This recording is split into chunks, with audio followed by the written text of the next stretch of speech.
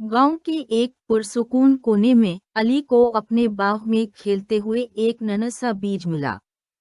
तजस्सुस में वो उसे अपनी दादी के पास ले गया और पूछा, ये क्या है? दादी मुस्कुराकर बोली, ये एक बीज है प्यारे, अगर तुम इसका ख्याल रखोगे तो ये एक बड़ा मजबूत दरख्त बन जाएगा। पुरजोश होकर अली ने बीज को जमीन में लगाया, रोज पानी दिया और उसे धूप में रखा। दिन गुजरते गए लेकिन कुछ ना हुआ। बेसब्र होकर उसने दादी से पूछा, ये क्यों नहीं बढ़ रहा? दादी हंसकर बोली, सब्र करो बेटा, बढ़ने में वक्त लगता है। अली ने मोहब्बत और सब्र के साथ बीज की देखभाल जारी रखी। एक सुबह उसने जमीन से एक नन्हा सा सब्ज पत्ता निकलते देखा।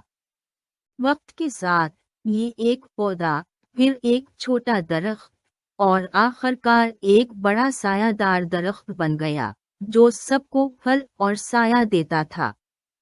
इस सफर के दौरान अली ने सीखा कि जैसे पौधे बढ़ने के लिए वक्त, मोहब्बत और मेहनत मांगते हैं, वैसे ही हमारे ख्वाब और कोशिशें भी सब्र और मेहनत से परवान चढ़ती हैं।